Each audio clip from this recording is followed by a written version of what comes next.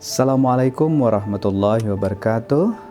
Shalom, Om Swastiastu, Namo Buddhaya, salam kebajikan, Weite Tongtian.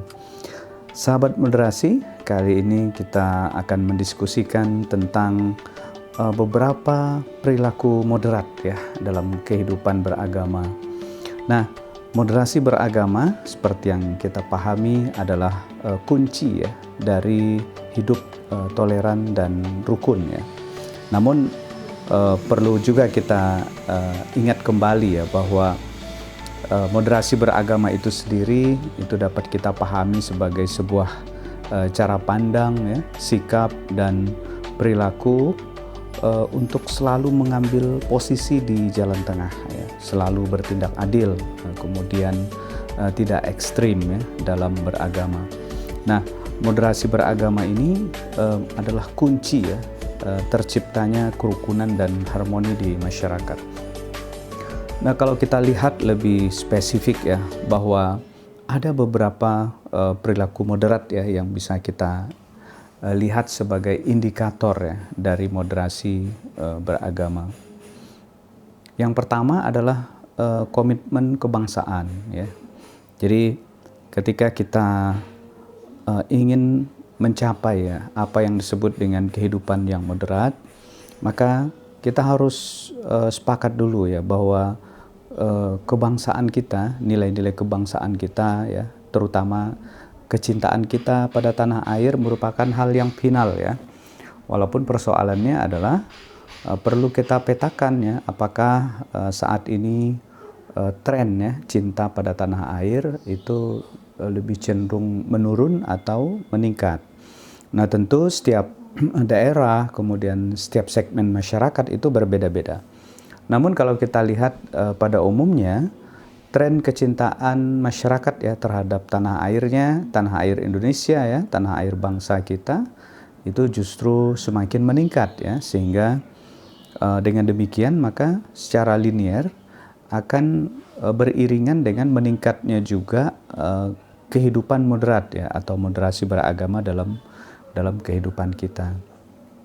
Nah, faktor-faktor apa yang menjadi penyebab gitu ya bagi meningkatnya atau menurunnya ya komitmen kebangsaan ini tentu patut kita telaah ya, patut kita telusuri lebih jauh, sehingga dari faktor-faktor itulah maka kita juga akan bisa mencari strategi ya bagaimana komitmen kebangsaan ini terus bisa kita pupuk ya.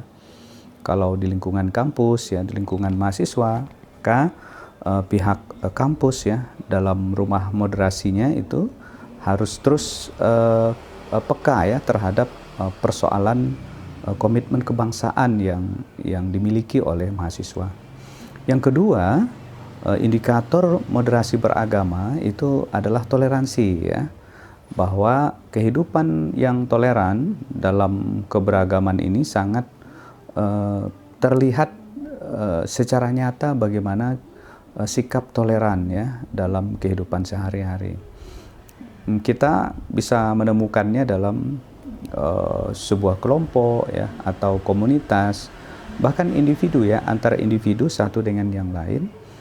Seperti apa praktek-praktek toleransi itu kita amalkan. Nah, semakin beragam sebenarnya jumlah penduduk, kemudian bahkan tempat tinggal, pertemanan dan seterusnya, itu justru akan menjadi bukti bahwa telah terjadi praktek toleransi ya dalam kehidupan kita. Meskipun memang setiap daerah itu punya rekam jejak kehidupan intoleran ya dalam di tengah masyarakat ya.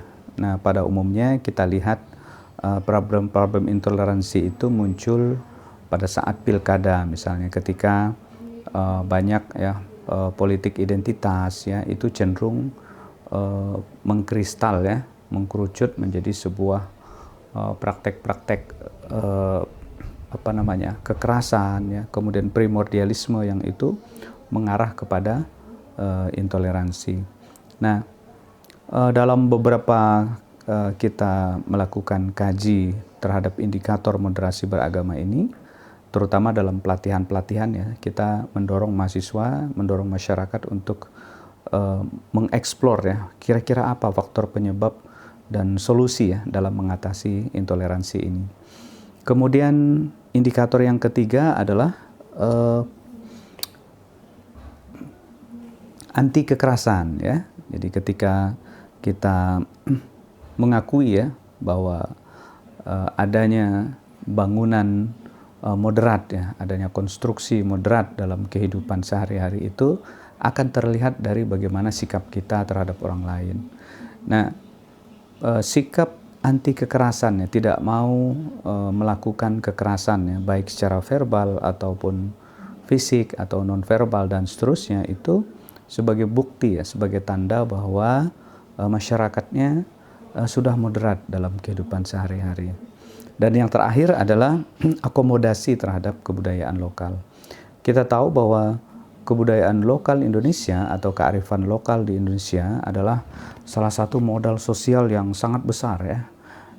Dan itu sangat berpengaruh dalam membangun kehidupan yang harmoni ya, yang moderat dalam kehidupan beragama kita.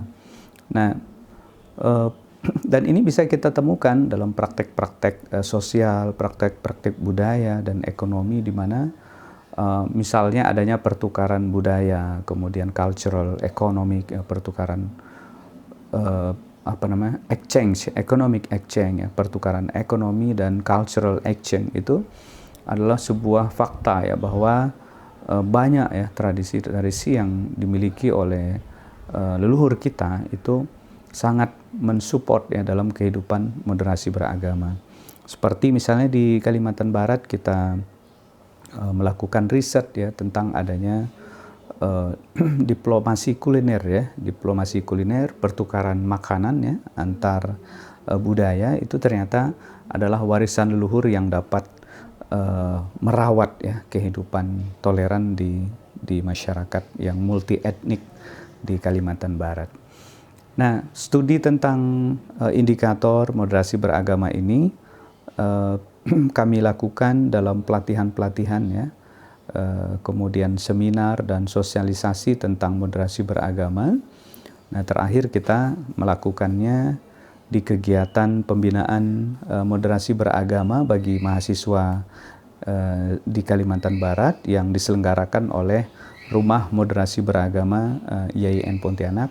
Nah, berikut adalah cuplikan ya dari bagaimana kami mempresentasikan ya 4 indikator moderasi beragama dalam sebuah diskusi yang hangat ya, karena mereka kita bagi dalam kelompok-kelompok kecil untuk mendiskusikan 4 indikator ini dalam trennya, kemudian penyebab ya meningkat dan menurunnya ya, misalnya kenapa gitu ya, komitmen kebangsaan atau toleransi atau sikap anti kekerasan dan akomodasi terhadap kebudayaan lokal ini seringkali meningkat kemudian menurun, dan kira-kira selaku mahasiswa apa yang bisa dilakukan.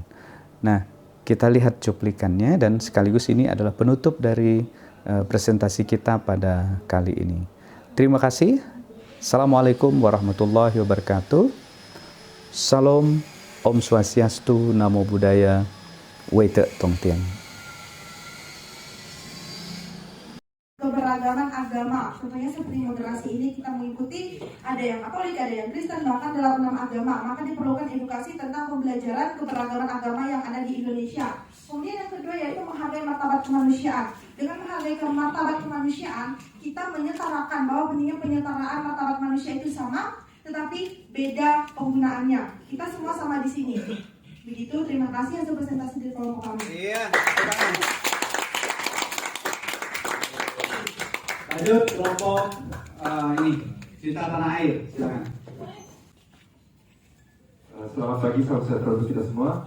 Perkenalkan, saya Heru Erhanto Pratomo. Kebudayaan masih terjaga. Nah, di Kalimantan Barat ini sendiri, kebudayaan ini juga masih terjaga, khususnya teman-teman kita dari berbagai suku, seperti yang kemarin ada saya jelaskan, seperti dari kalau Dayak itu ada namanya TBBR, kemudian dari Melayu juga saya lihat ada juga Sanggarnya, dan teman-teman kita yang lain seperti Tionghoa dan lain-lain.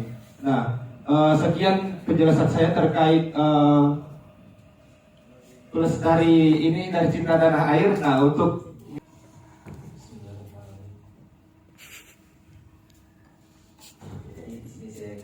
menjelaskan terhadap minusnya ITA ya, Cinta Tanah Air.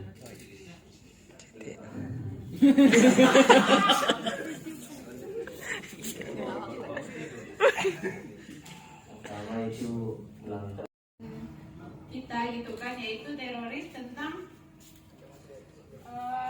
kaum apa? ISIS. Yang ada teroris tentang pokoknya pernah terjadi kekerasan lagi mengatasnamakan agama bahwa Gavatar, nah itu Gavatar. tentang Gavatar gitu kan, nah itu teroris kekerasan. Lalu ada lagi pelecehan seksual dan KDRT. Nah, untuk pelecehan seksual ini dia sering terjadi di lingkupan mahasiswa yang faktor penyebabnya itu adalah kurangnya pemahaman. Nah, kalau pelecehan seksual ini adalah situasi keadaan yang kurangnya keadaan yang suka mendukung atau Pertama di sini dari Melayu itu ada robo-robo dan juga saprahan. Yang kedua itu dari Daya itu ada naik dango. Lalu terkait antara robo-robo, saprahan dan naik dango ini, saya rasa tidak perlu dijelaskan terlalu detail karena melekat pada diri kita di ruangan ini. Tetapi intisari dari kegiatan robo-robo, saprahan dan naik dango ini sendiri agar terciptanya suatu kondisi di mana tetap lestari dan tidak terkikis oleh arus globalisasi seperti saat ini. Dan juga ada pemilihan duta etnis. Ini akan dijelaskan oleh saudara di sebelah. Oke, terima kasih. Jadi dari berbagai suku itu memilih duta etnis seperti kalau dari suku Melayu ada namanya Bujangdara, kalau dari etnis Tionghoa dia memilih Koko dan ini. Nah, itu mereka tugas